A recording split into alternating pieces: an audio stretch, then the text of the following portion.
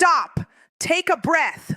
What if the very thing keeping you awake at night, the burden you've been carrying, the fear you've been feeding, the problem you've been trying to fix, was never yours to carry in the first place? What if your breakthrough is waiting on the other side of surrender? Today, I dare you, give it to God and watch Him do the impossible. Worry feels responsible. It feels like if you don't think about the problem long enough, hard enough, or deeply enough, something will fall apart. It tricks you into believing that anxiety is part of being mature, part of being prepared, part of being in control. But the truth is, worry was never your assignment. Trust is. Worry keeps your mind busy, but it keeps your spirit weak. It replays worst-case scenarios over and over again, draining your energy and stealing your peace. You lie awake at night trying to solve tomorrow's problems with today's strength. You rehearse conversations that haven't happened. You imagine outcomes that may never come. And all the while, your heart grows heavier. But ask yourself this: has worry ever truly fixed anything? Has it added a single hour to your life? Has it opened a door that God didn't open? No, it only magnifies fear and shrinks your faith. Trust is different. Trust doesn't ignore the reality of the situation. It simply refuses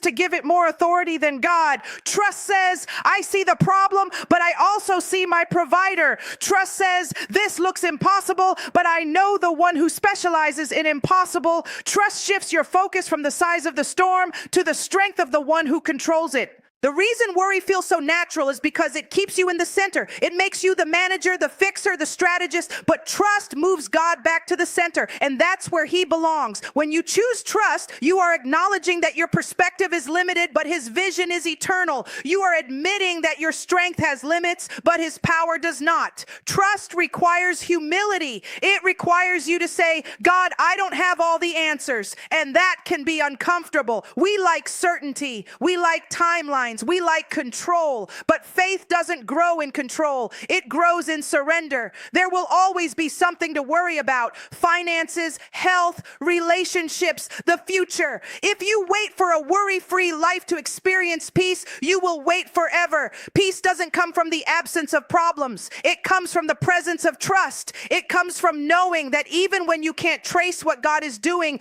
you can trust His character. When you replace worry with trust, something shifts inside you. Your prayers become calmer. Your thoughts become clearer. Your heart becomes lighter. The problem may not disappear overnight, but the pressure does, because you realize you were never meant to carry it alone. Your assignment is not to figure everything out. Your assignment is not to control every outcome. Your assignment is not to predict every obstacle. Your assignment is simple but powerful. Trust God. Every time worry rises up, let it be a reminder to pray. Every time fear whispers, let faith speak louder. Choose trust daily, sometimes hourly if you must, because when you trade worry for trust, you step out of anxiety and into alignment with God's strength, and that is where real peace begins. Surrender is often misunderstood. The world teaches you that surrender means defeat. It sounds like quitting. It feels like weakness. It looks like giving up. But in the kingdom of God, surrender is not weakness. It is strength in its purest form. Real weakness is pretending you can handle everything on your own. Real weakness is exhausting yourself trying to control people, outcomes, and timelines that were never placed in your hands. Real weakness is carrying a weight that is crushing you simply because your pride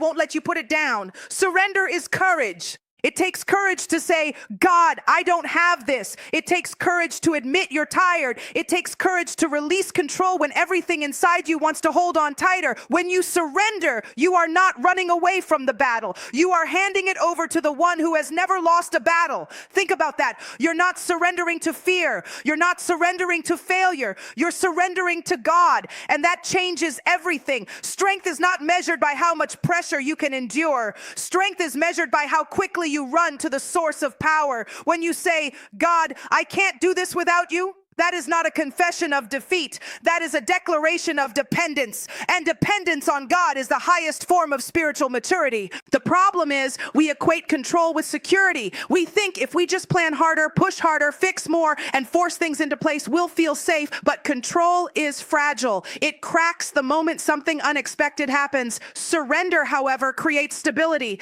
Because when your trust is in God, it's not shaken by circumstances. Surrender shifts the responsibility. Instead Instead of carrying the burden alone, you place it into capable hands. Instead of trying to manipulate the outcome, you trust the author of the story. Instead of fighting every battle in your own strength, you allow God to fight for you. And here's the beautiful part. When you surrender, you don't lose, you gain. You gain peace. You gain clarity. You gain strength that doesn't come from you. You gain access to divine wisdom that goes beyond your understanding. Surrender says, God, I trust your timing even when I don't understand the delay. Surrender says, God, I trust your plan even when I can't see the path. Surrender says, God, I trust your outcome more than my own. That is power. Some of the strongest moments in your life will not be when you stand up and fight harder. They will be when you kneel down and pray deeper. They will be when you release what you cannot control and cling to the one who controls all things. You don't have to prove your strength by carrying everything alone. Your strength is proven when you know where to place your burdens. Surrender is not giving up on the promise. It's giving up on doing it your way.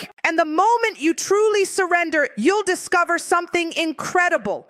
You were never weak for letting go. You were strong enough to trust God completely. You were never meant to carry everything. Yet somehow you've convinced yourself that if you don't hold it all together, everything will fall apart. You pray about it, but then you strategize over it. You ask God to move, but then you try to manage how he should do it. You say, God, I trust you, but your hands are still gripping the burden tightly. You can't carry what God promised to handle. There's a difference between responsibility and control. Yes, you have responsibilities. You show up, you work, you pray, you make wise decisions. But control, that belongs to God. Outcomes belong to God. Hearts belong to God. Timing belongs to God. When you step beyond your responsibility and into control, you step into stress. That's why you're exhausted.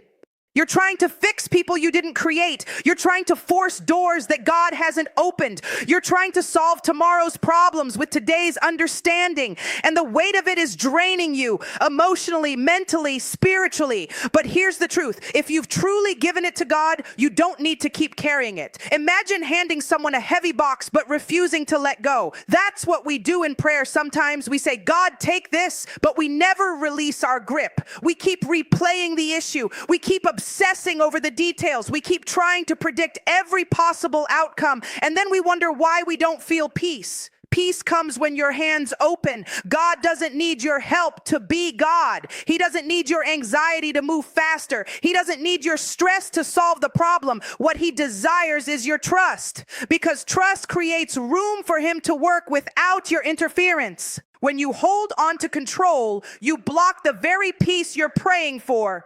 But when you release it, fully release it, something shifts inside you. The situation may not change immediately, but the pressure lifts. Your breathing steadies. Your thoughts quiet down. You stop fighting battles that were never assigned to you. You are responsible for obedience. God is responsible for results. Let that sink in. You do your part. You pray. You walk in integrity. You move when he says move. And then you step back. You stop obsessing. You stop forcing. You stop carrying what heaven already claimed responsibility for. Sometimes the reason you feel overwhelmed isn't because the problem is too big. It's because you've stepped into a role that isn't yours. You've taken back what you asked God to take, and every time you do that, you rob yourself of rest. Trust means you leave it in his hands, even when it's uncomfortable, even when you don't see progress, even when the timeline doesn't match your expectations. If God promised to handle it, let him handle it. Release the weight, release the fear, release the outcome, because the moment you truly let go is the moment you finally experience the freedom of knowing you were never meant to carry it alone. There is a powerful truth most people don't realize. God moves in what you release. As long as you are gripping tightly to control, to fear, to your own plan, you limit the space for him to step in. But the moment you let go, truly let go, you make room for divine intervention. Control feels safe. It gives you the illusion that you are protecting yourself from disappointment. If you manage every detail, anticipate every outcome, and prepare for every possible failure, you think you can avoid pain. But control is not protection. It is pressure. And the tighter you hold on, the heavier life becomes. Faith begins where control ends. When you release something to God, you are not abandoning it. You are transferring it. You are saying, this is no longer in my hands. It is in yours. And when something is in God's hands, it is in the safest place it could ever be. But here's what makes release difficult. It requires trust before evidence. You don't always see immediate change. The situation may look the same the next day. The door may still be closed. The prayer may still seem unanswered. That's the moment when you're tempted to grab it back. Yet miracles don't happen in what you clutch. They happen in what you surrender. Think about the areas of your life that frustrate you the most. The relationship you're trying to fix. The opportunity you're trying to force. The future you're trying to secure. Sometimes the delay isn't because God isn't moving. Sometimes it's because you haven't fully stepped aside. When you release control, you step out of God's way. You stop micromanaging his process. You stop dictating his timing. You stop telling him how the story should unfold. And in that surrender, something powerful begins to happen beneath the surface. God works best in surrendered spaces. He transforms hearts when you stop trying to change people yourself. He opens doors when you stop kicking them down. He brings clarity when you stop overthinking every possibility. Release invites him into the center of the situation instead of keeping him on the sidelines while you try to handle it. Letting go is not passive. It is active trust. It is choosing every single day to resist the urge to interfere. It is replacing anxious thoughts with prayer. It is declaring, God, I've done my part. Now I trust you to do yours. And when you truly release something, you will notice a shift inside you before you see a shift around you. Peace begins to settle. Your heart feels lighter. You're no longer fighting a battle that isn't yours to fight. The miracle may not be immediate, but movement has already begun, because the moment you let go, God takes over. And when he takes over, what seemed impossible starts aligning in ways you never could have orchestrated yourself. God moves in what you release. So if you want to see him move, open your hands. Most people think the breakthrough comes first and then peace follows. They believe once the prayer is answered, once the door opens, once the miracle happens, then they'll finally be able to rest. But that's not how God works. Peace comes before the breakthrough. Peace is not a reward for solved problems. It is a gift for surrendered hearts. When you truly place something in God's hands, the first evidence won't always be external change. The first evidence will be internal calm. The storm around you may still be raging, but something inside you becomes still. That stillness is a sign. It's a quiet assurance that God has taken over. Think about it. If your peace depends on circumstances, you will never have consistent peace. Life is unpredictable. Challenges will arise. Delays will happen. Unexpected news will come. If you wait for everything to align perfectly before you relax, you will live in constant tension. But when you surrender, something shifts. You stop measuring God's faithfulness by visible progress. You stop demanding immediate results. Instead, you rest in his character. You trust who he is, not just what he does. Peace before breakthrough is a declaration of faith. It says, God, even if I don't see it yet, I believe you're working. It says, even if the timeline is unclear, I trust your timing. It says, even if the outcome surprises me, I know it will be in my favor. This kind of peace confuses fear. It silences anxiety. It steadies your heart in the middle of uncertainty. And often it becomes the very thing that strengthens you enough to endure until the breakthrough arrives.